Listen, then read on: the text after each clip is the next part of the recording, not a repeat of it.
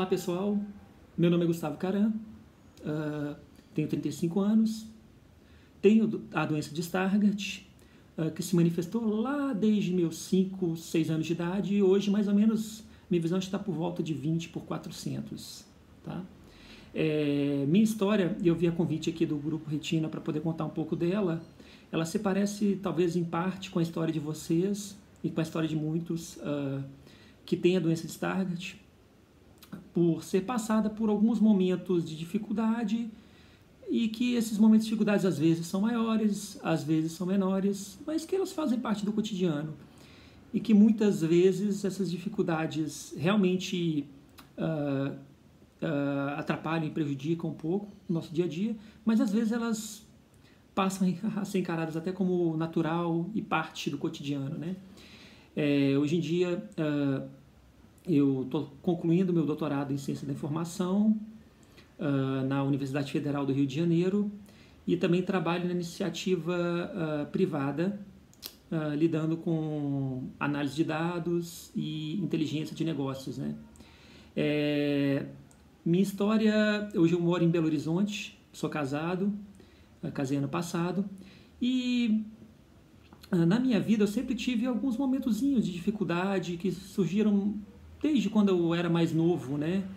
E com o tempo talvez a gente vai aprendendo um pouquinho mais e outras dificuldades vão aparecendo, como é comum ao decorrer das fases da vida, né?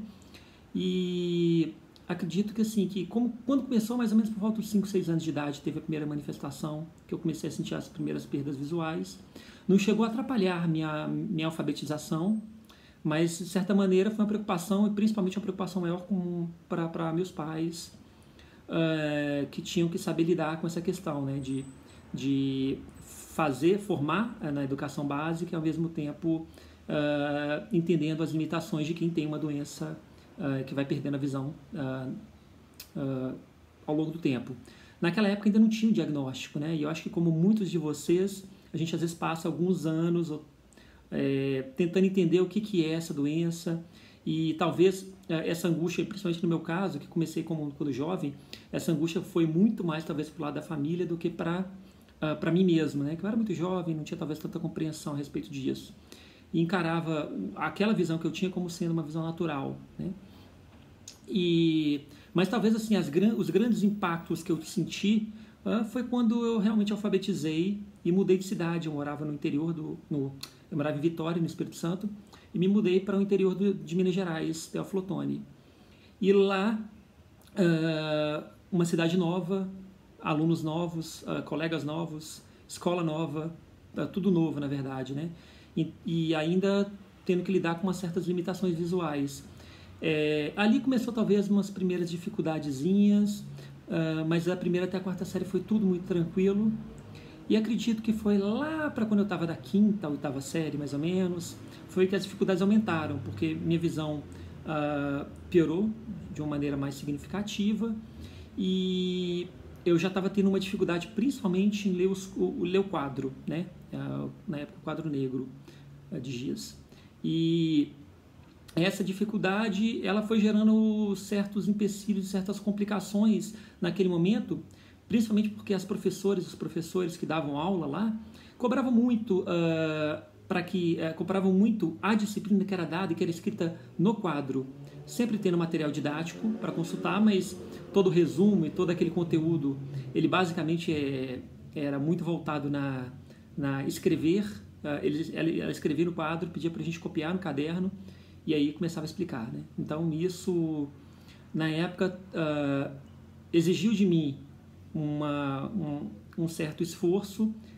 Usei telelupa durante um tempo para poder tentar chegar ao quadro, não tive uma adaptação tão boa com ela e fomos buscando métodos, formas de adaptar, principalmente contando com o bom senso dos professores, que graças a Deus assim, não tive grandes problemas com relação a isso, né? Mas eu acho que uma das coisas principais que eu tinha naquela época era de deixar bem claro para os professores que eu tinha essa deficiência e ter isso conversado não só com os professores, mas também com os diretores e meus pais, de certa maneira, tiveram envolvimento forte com isso, né? Então, eu até passei da quinta a oitava de uma maneira tranquila, fiz o curso técnico em administração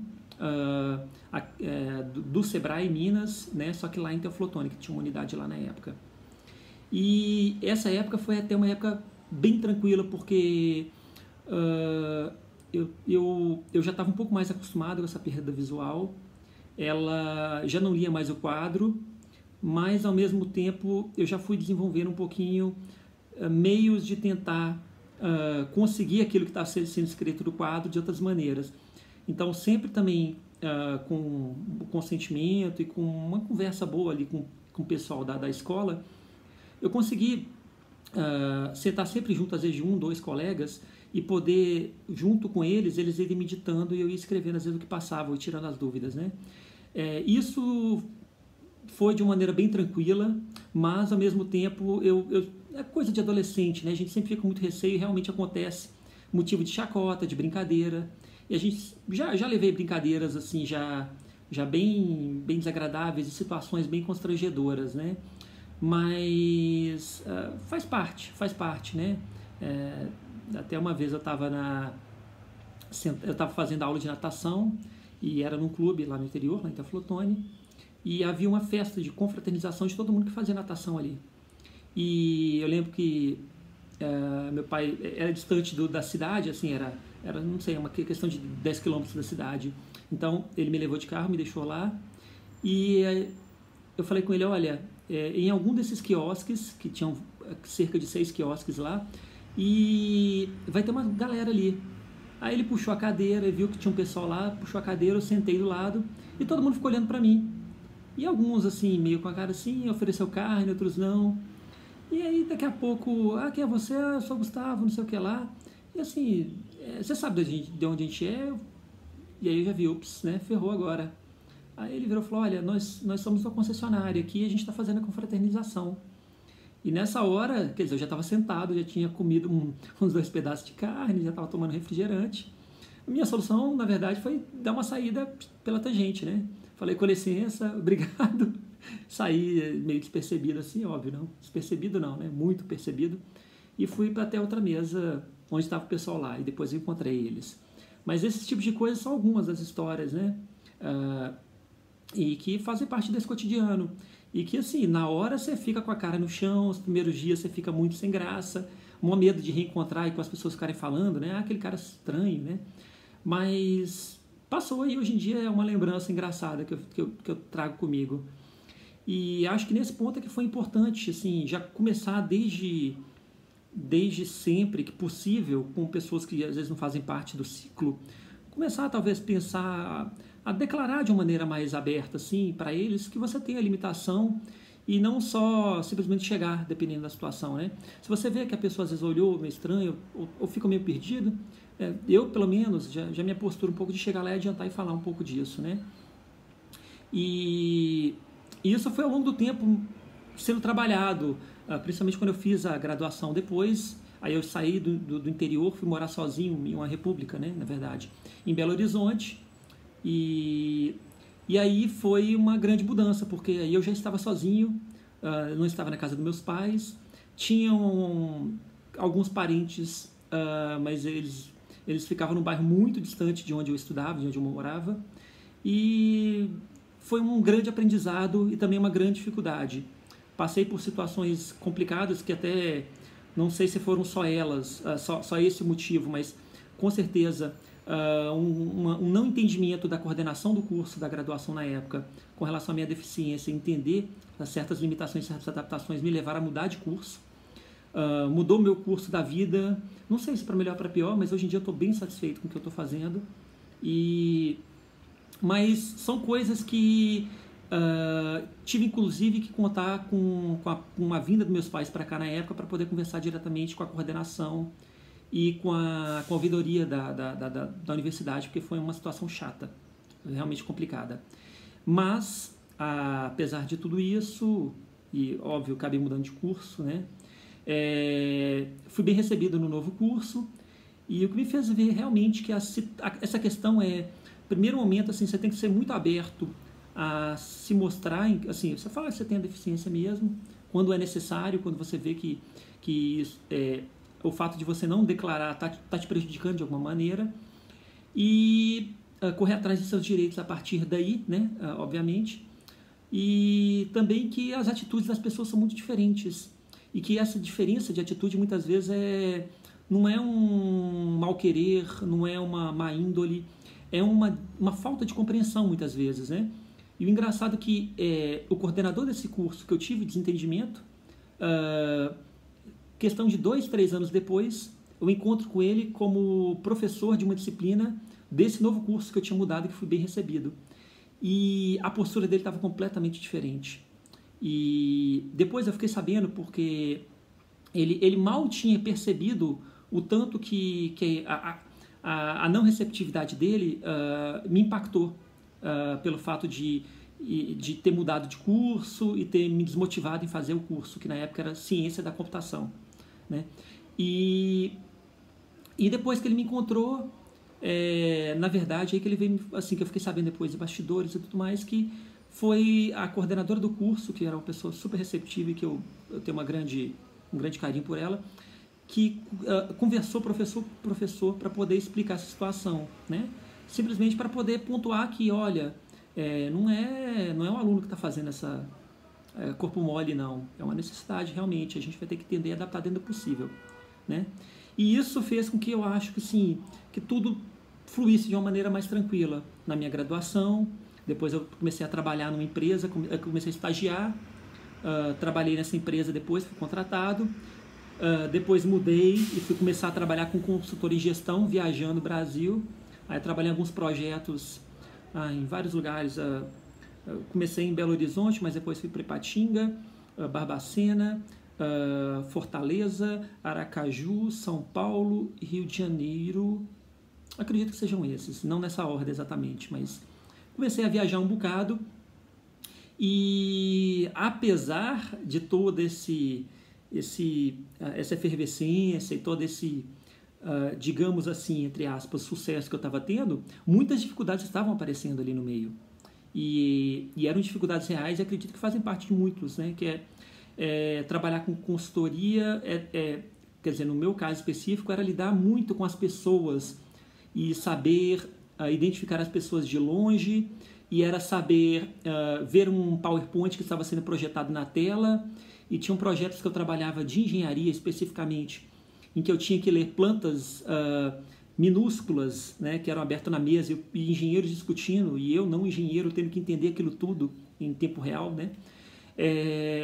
Isso na época me fez repensar, e aí eu comecei a sair, eu pedi um afastamento na época, e fui trabalhar, e fui, na verdade, me dedicar ao mestrado e ao doutorado, né?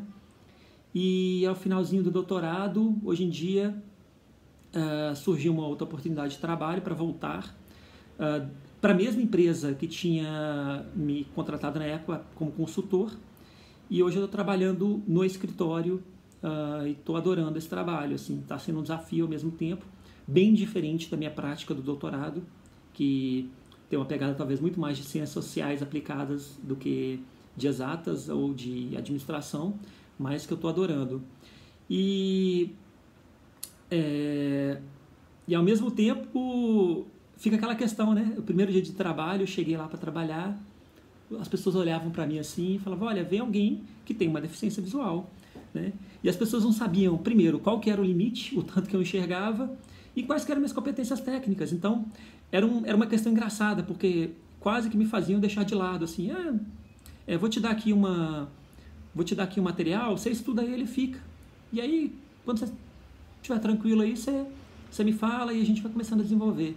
Mas eu senti assim que aquilo era meio tipo, não sei se ele vai conseguir, tô achando que talvez, não sei se é por conta da limitação visual ou por causa da competência técnica, mas acho que ele não vai dar conta, talvez.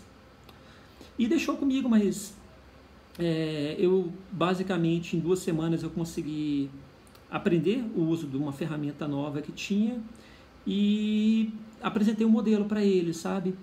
E aquilo meio que assim, né? E talvez, eu acredito que não tem nem tanto a ver com minhas competências, meus talentos propriamente, mas por ser uma ferramenta que, se a pessoa tiver um tempinho para poder mexer e entender um pouquinho, ela compreende, sabe? E E isso me fez repensar exatamente isso, de que assim, poxa, o tanto que é importante, o tanto que é importante foi importante naquela hora, eu tentando explicar e tirar as dúvidas sobre até onde é meus limites visuais, né?